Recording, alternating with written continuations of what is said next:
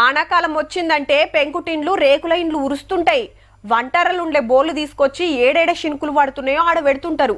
అట్లా సుత ఇల్లంతా చిత్తడి ఒగొగ పారి నిలబడే సందుండది కొందరు ఇండ్లల్లా. గాయంత దానికి మస్తు తిప్పలైతది. అసొంటిది వరదలొచ్చి ఊరే మునిగితే ఇండ్లు చెరువులైతే ఇక అలా బాధ ఎట్లుండాలబ్బా.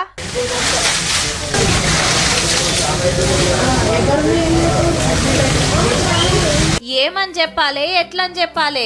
కామారెడ్డోళ్ళని మందలిస్తే కండ్ల నీళ్లు తీయబట్టిరి. కొన్ని కాలనీళ్ళైతే నెరి అధ్వానం. వరద పోయి బురద మిగిలింది. ట్యాంకర్ల కమానం నీళ్లు పోసి కడిగినా ఈ బంకమట్టి ఓతట్టు లేదు. ఇండ్లలున్న సగులం సామాన్లు పనికి రాకుంటాయినాయి పాపం. ఏమీ లేవు.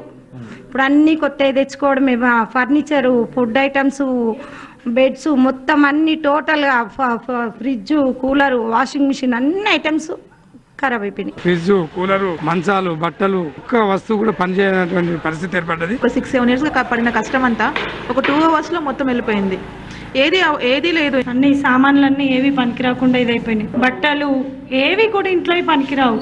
అన్ని కొత్తగా తెచ్చుకోవాలి. మళ్ళీ ఏ ఇంట్లోకి తొంగి చూసినా ఇదే పరిస్థితి. మొన్న తక్కువ వరదనా మరి అందరు పండుగ పనులుంటే పగబట్టినట్టే కమ్మేసే వరకు చెట్టు కోకలు పుట్ట కోకలు అయినరు. వినాయకుడిని పూజ చేద్దామని అక్కడ ఉన్నాము. 10 నిమిషాల్లోనే మొత్తం వాటర్ వచ్చేసి ఇంట్లో మొత్తం ప్యాక్ అయిపోయినాయి. 1 to 7 వరకు బంగ్లా పైన స్టే చేసినాం. అక్కడే ఉన్నాం వర్షంలో తడుచుకుంటూ. 2 hours పైన ఉన్నాం. తర్వాత ఆ బంగ్లా పై నుంచి ఆ బంగ్లా పైకి జంప్ చేసినాం అందరం.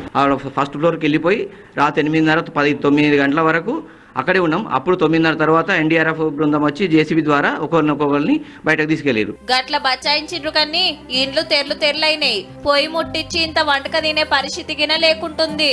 డాక్యుమెంట్ గానీ, ఒక సర్టిఫికేట్లు కానివ్వండి, పిల్లలు చదువుకున్నటువంటి సర్టిఫికేట్లు కానీ, పిల్లలు చదువుకునేటువంటి బుక్స్ కానీ ఏమీ కూడా లేదు. కారు కొట్టుకపోయింది, కారు పోయింది. పానాలు బతికినాయి అంతే. పానాలతో వెనక నుండి వచ్చినాయి వాటరు.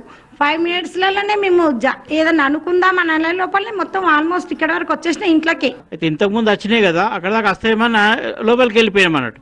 లోకల్ వెళ్ళిపోగానే మా వెనుకనే వచ్చినాయి వాటర్. 50 వరకు కింద సామాన్ ఉన్నది, అది తీసి పైన పెట్టేటోడికి మొత్తం వాటర్ వచ్చేసి. ఇవన్నీ సాఫ్ చేసే వరకు ఎన్ని రోజులు పడుతుందో. ఇంట్లోకి ప్రతి ఒక్కటి మళ్ళా కొనుక్కోవాల్సిందే. అంతా కొత్త సంసారం లెక్క అయిందనుకో రాదుండ్రి. సర్కారోళ్ళు ఇంత ఆసరైతే బాగుంటదని అందరూ ఒక తీర్లు అడుగుతారు. కామారెడ్డోళ్ళకి వచ్చిన కష్టం ఇంకెవ్వలకు రావద్దబ్బా.